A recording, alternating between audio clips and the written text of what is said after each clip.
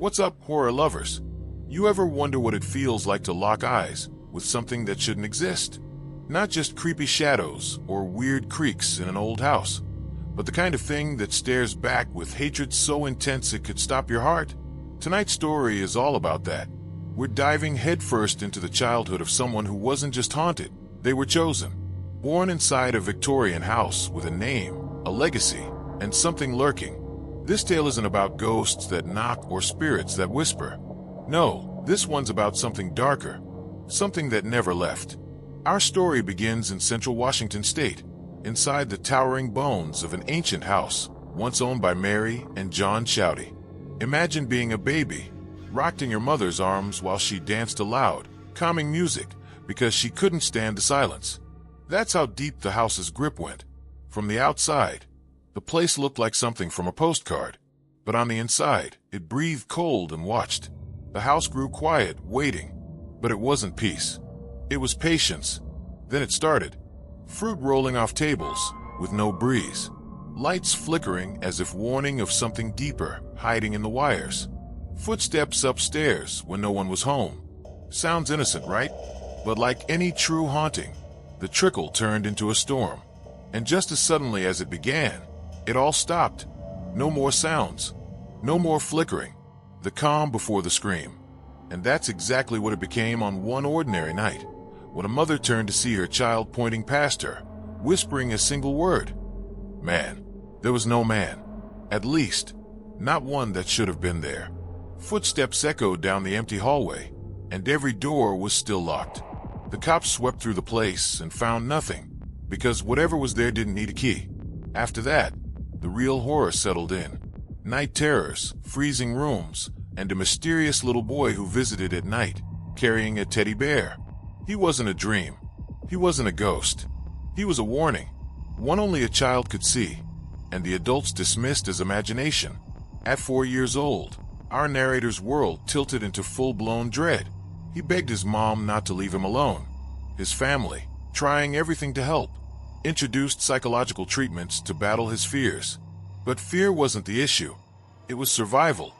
During one spring afternoon, while playing with a friend, the room froze, literally. Breath turned visible. A shadow passed the doorway. The door creaked, then slammed. No wind, no hands, just a chilling message. You are not alone. Mom rushed in, hugged him, promised it was okay. But the house had other plans. A priest was called. He said he'd come by soon and advised prayers. What no one knew is that the entity had been waiting for this moment. And at 5:30 p.m., as the boy sat on the stairs watching his mom in the kitchen, he heard it, a whisper. He looked up and saw it. A thing that should not be. A demonic shape darker than shadow itself, hunched at the top of the stairs with bloodshot eyes that burned with hate. It didn't move. It didn't need to. Its gaze was paralyzing. The child couldn't breathe, couldn't speak, just stared back into the void with his heart in a vice grip. When his mother saw his pale expression, she ran, snapping him back to reality. But the moment was burned into his memory. The stairs were empty when he looked again, but the damage was done. The priest arrived shortly after and performed a cleansing. But it was too late. Whatever lived in that house had already taken something from him. Not long after, life unraveled. The boy developed a rare heart condition. His parents divorced. They moved across the country, leaving the house behind, but not the darkness. You see, this wasn't just a haunted house. This was a gateway, and something passed through. It didn't need to haunt a location anymore. It had found a person. The boy. 18 years later, that feeling still lingers. That pressure in the room when no one else is there. That cold breath on your neck when the window's closed. He's lived with it, researched it, tried to understand it. But deep down, he knows the truth. This isn't over. Whatever stared at him from the top of the stairs, that night didn't vanish. It followed, and it's still watching, waiting for the right moment to finish what it started.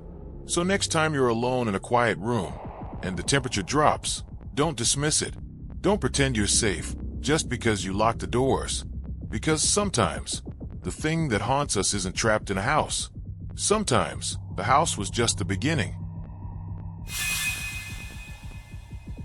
You ever heard the phrase, home is where the heart is? Well, what if the heart rots, whispers, and levitates shoes across the room? Tonight, we're diving into a tale that has everything: shadow figures, spectral screams, demonic attacks, and a cursed pine box buried under the driveway. This is the true story of a family home in Missouri, clean, blessed, yet tormented for over half a century. Forget Amityville. This house had been exorcised 5 times, and still kept saying, "Here I am, here to haunt." The hauntings weren't whispers in the night. They were screams that bled into reality. The house always reeked of sulfur, rotting meat, and decay. But here's the thing, the place was spotless. We're talking waxed floors, fabuloso countertops, windows open to the spring breeze. The family ran every toxic test in the book: radon, carbon monoxide, ultrafrequency emissions. Every result came back clean. But the air? It never lied. Whatever was in that house didn't need poison. It was the poison. Shadow people were practically roommates. Full-bodied apparitions stalked the halls like they were clocking in for a night shift. A sister once woke up to find one leaning out of the darkness, a hand reaching, stretching toward her like it was fishing for a soul.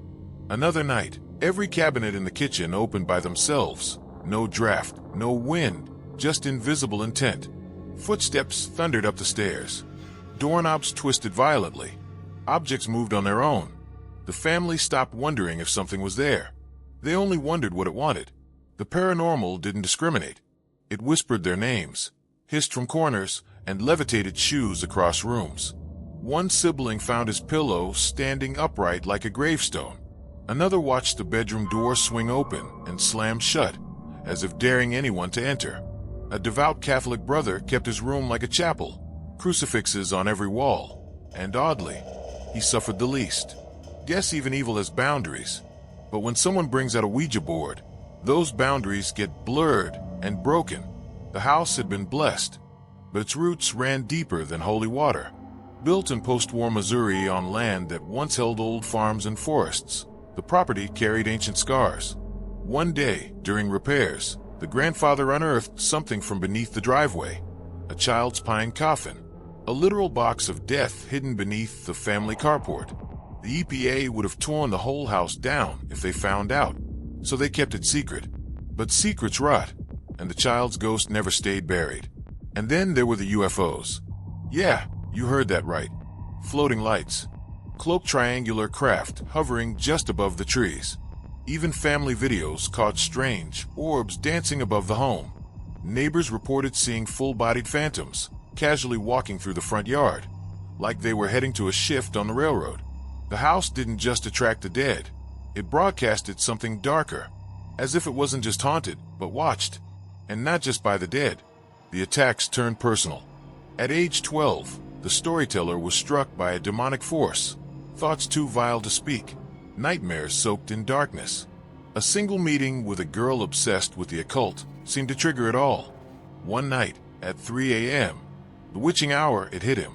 Blasphemous voices, paralyzing dread, and a spiritual wrestling match that lasted until dawn.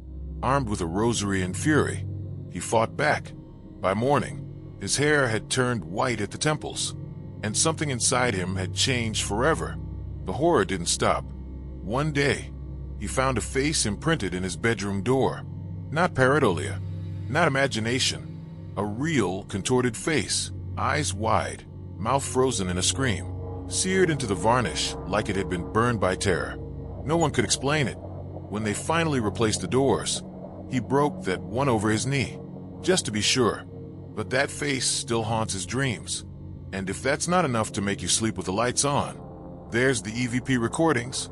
"He's here," whispered a little girl's voice from the void, followed by heavy footsteps, followed by a growl, so deep, so unnatural, the tape cut off on its own. Even their father, a police officer trained to deal with the worst of humanity, came home to find a shadow figure looming over his wife in bed. He drew his weapon, racked it, and the thing vanished into dust. Not a sound, just a cold silence and the slow realization that no locks, no guns, and no training could protect you from this. Eventually, they moved out. sold the house to a new family on the first day of showing. Some say supernatural forces can lure new victims. The family prays that the new owners never endure what they did. But this tale is more than a haunting, it's a testimony. Evil doesn't always hide in dark corners. Sometimes, it parks itself under your roof and waits, watches, whispers. The house was clean. The hearts inside were faithful. But the shadows? They came anyway. And some never left. Sleep tight.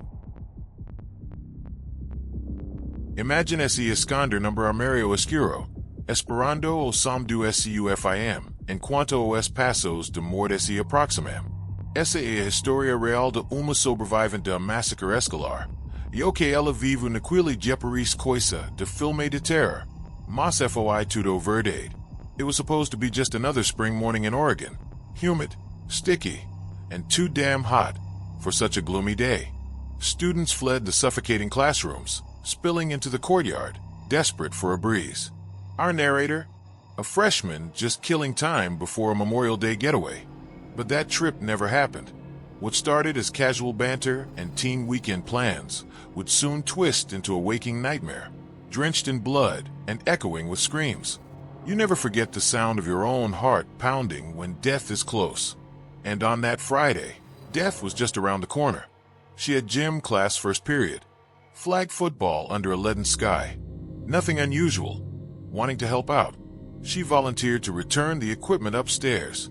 That decision, the choice to go back alone, was the only reason she's alive today. Just as she reached the bottom of the stairs, 3 sharp pops shattered the air. Firecrackers? No, she knew better. Screams followed. Chaos erupted. She bolted back up the stairs, her body running on raw fear, legs barely touching the steps. Behind her, more gunshots rang out, each one louder, closer. She threw herself into the supply closet and slammed the door, locking herself in a tomb of darkness. There's no panic like the panic of not knowing. She was alone. No phone. No way to contact her mom. No idea if her sister was safe. Just darkness, silence, and a brain fraying at the edges. She rocked in the fetal position, sobbing, praying. Whispers of desperation offered to any god who'd listen. Time didn't just slow down. It froze. Seconds felt like years. Minutes were lifetimes. And the only company she had were the echoes of those earlier gunshots and the paralyzing uncertainty of what might come next. Then came the footsteps. Not one, but 2 sets, echoing up the stairs, pounding into the gym above. She held her breath, heart threatening to explode. Then silence. A final gunshot boomed through the rafters, shaking the walls. Her ears rang. Her thoughts scrambled. Was it over? Had the shooter found someone else? Or was she next? The footsteps crept closer. Then they stopped. Right outside her door. The strip of light beneath the closet door vanished. A shadow 2 feet motionless. The doorknob jiggled violently, and a fresh wave of terror surged through her. This was it. The end. She cried harder, imagining the door flying open, revealing a gun, a face twisted with hate, and a final burst of pain. The knob snapped. Light burst into the darkness. A silhouette filled the doorway, backlit by the blinding fluorescence of the gym. But death didn't greet her. A SWAT officer did. He grabbed her arm, lifting her up like a rag doll, and ran. No time to explain. No time to look back. Her feet barely touched the ground as they flew down corridors, now painted in red. Blood. So much blood. Under her shoes. On the walls. The courtyard she used to eat lunch and was now a war zone. Dead classmates. A murdered teacher. Memories shattered beyond repair. No warning. No reason. Just death. The killer? A junior. Angry. Isolated. Violent. People had seen the signs, tantrums, threats, a history of snapping. But nobody expected this. That day, after a heated argument in the courtyard, he pulled a gun, killed a student, then a teacher, then fled. He vanished under the bleachers, hiding like a demon waiting to strike again. For over an hour, no one knew where he was, until someone found him. Then came the chase, upstairs to the gym where she was hiding. One last shot, to his own head. She didn't see his body, But she saw enough. More than enough. Survivors don't just carry memories. They carry scars invisible to the world. After that day, her anxiety lingered like smoke in her lungs. School was never safe again. Crowds were dangerous. Noises were threats. And yet she lived. She survived what many didn't. Some of her classmates weren't so lucky. Some ended up addicted, broken, even dead. The pain spread like an infection. One girl, a bright, beautiful soul, spiraled into heroin and never came back. Suicide claimed her, leaving 2 kids behind. It's been 9 years. She's repeated the story enough times to turn trauma into monologue. But don't mistake that for healing. The fear never fully leaves. She still walks into rooms, checking exits, plans escape routes without thinking, wonders what she'd do if the gunfire came again. Because once you've heard it, once you've felt the silence that follows, it lives inside you forever, like a ghost that never moves on. Let this be a reminder. Monsters don't always wear masks. Sometimes they sit next to you in class, laugh in the hallway, rage in silence until it boils over into blood. Schools are supposed to be safe, but safety is a myth, and horror doesn't need a script. It just needs a trigger. So next time you're walking those quiet hallways, ask yourself, would you know where to hide?